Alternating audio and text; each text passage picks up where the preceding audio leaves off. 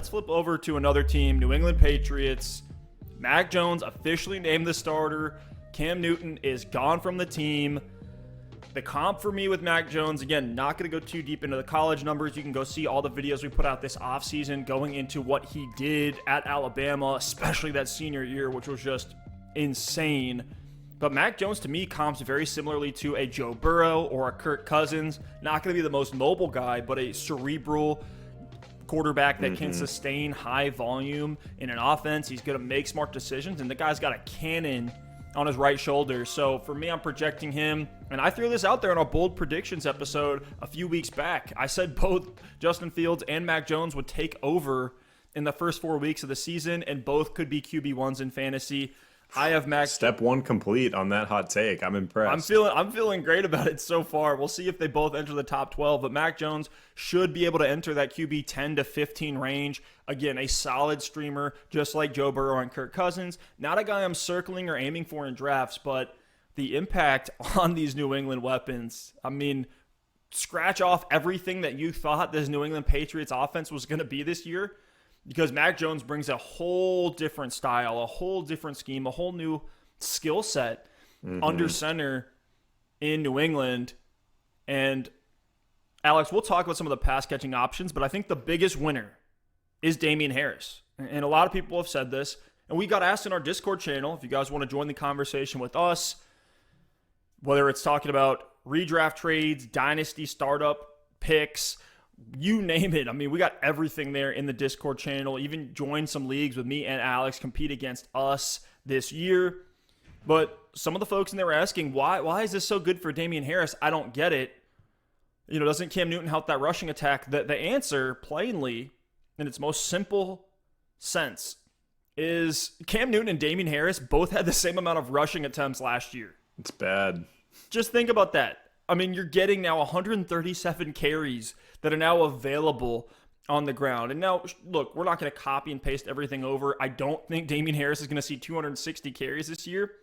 But you also add in the fact that Cam Newton on the ground last year had 12 touchdowns. So now there's even more goal line work. And you add that also into the fact that Mac Jones is not this mobile rushing playmaker on the ground. He's not going to truck guys over. He's definitely more from the Tom Brady mold than the Cam Newton mold. Damien Harris now has a quarterback that could easily check down to him a lot more. And we even saw Cam Newton target James White a decent amount last year. I think James White will still eat into that receiving work, but he's a little bit older. He's not as explosive and only saw 35 rush attempts last season. Rex Burkhead is gone from this offense, vacating 67 rushing attempts. Sony Michel is gone, vacating another 79 rushing attempts. So for Damien Harris, I mean, 200 carries is easily his floor this season. Then you add in the goal line and the pass catching upside. I'm all in on Harris this year. Yeah, I agree with you. And we haven't talked about this a ton on the channel, but you and I behind the scenes have had, he might be the guy we've talked about the most this season. I feel like last year it was Ronald Jones and Leonard Fournette. And I feel like between you and I, Harris has been one of these guys we've kind of been feuding on behind the scenes, giving our takes for why we believe or don't believe, in my case, in Harris. And I'll even admit, this move to Mac Jones really makes me a little more interested in Harris. And before I was out, I thought, this nasty low volume offense with Cam Newton, him taking a ton of the work, you have these other running backs to worry about. It definitely concerned me, kind of keeping some sort of the blueprint from 2020, knowing it's not going to be a copy and paste, but it's similar with Cam Newton as the quarterback. And not only Mac Jones becoming the starter, but Cam Newton getting cut tells me that they're throwing that all out the window. Like, this is going to be a completely different looking offense in 2021.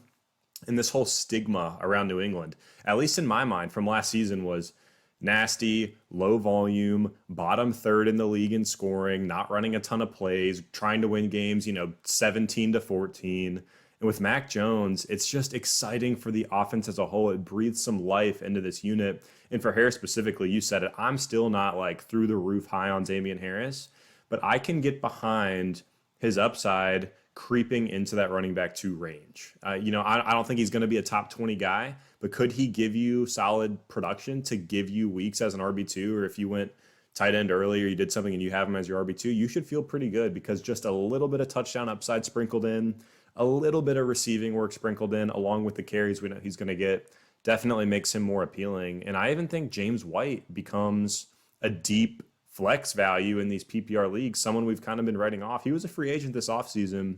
They decided to let Rex Burkhead go. They could have stuck with J.J. Taylor, done more of a rebuilding type of thing. But Bill Belichick, they've got a strong defense. They have Mac Jones now at quarterback. Bill's not trying to rebuild right now. He's trying to win. I really think he thinks James White is going to help out this offense enough as a veteran back to give him snaps and help give him wins. So I think James White's going to continue to be the receiving back on this team. Now, I don't think it's the James White of old with top 15 upside.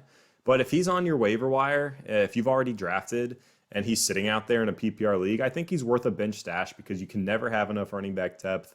And he's someone that could be a plug-in value if you have bye weeks, if you have injuries, things like that. I think it's really exciting for all the wide receivers, for Jakobi Meyers, for Nelson Aguilar. He's a guy I'm going to keep my eye on. And then Jonnu Smith. Your hot takes, Steph. Not only the Mac Jones hot take, you also had a Jonnu Smith hot take.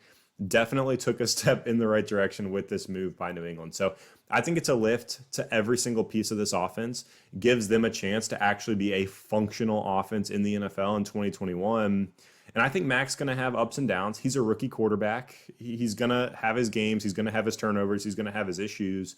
But he's a huge upgrade for this team. And to me, I think he is similar to Zach Wilson in the sense I need to see it from him before I'm willing to put him on the back of my roster.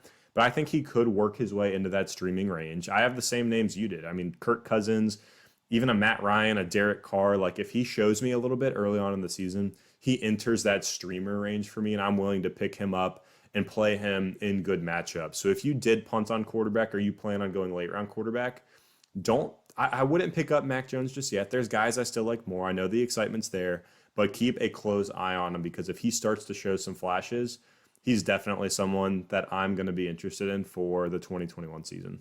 Now, before we start talking about a bunch of other running backs here, I want to talk about the specific value on Damien Harris. And one of the things that we're getting asked a lot, whether it's in our Twitter DMs, you can hit us up at Double Move Sport, whether it's in our Discord channel, whether it's in the YouTube comments, people are asking, hey, rate my roster. And one of the biggest pitfalls that I'm seeing is in those mid rounds, right? We're talking 8th, 9th, 10th round. I'm seeing names like Juju Smith-Schuster getting taken there. Brandon Cooks. As a fourth wide receiver on people's bench. That's the problem. Jarvis Landry, Marvin Jones, Michael Pittman, Marquez Callaway. Like, this tier of receivers, I'm fine to just take whoever falls the farthest and shoot for the moon at running back and go ahead and take a Damien Harris. Go ahead and get a Trey Sermon. Even Raheem Mostert is there in that range. But those are the type of upside backs at this level, at this round, in your fantasy drafts. You're not getting the Ezekiel Elliott's of the world. It's just not going to happen. All those guys are already taken, these 300-touch workhorse running backs that are going to see so much volume. It's not going to happen. But Damien Harris has that upside. Trey Sermon has that upside.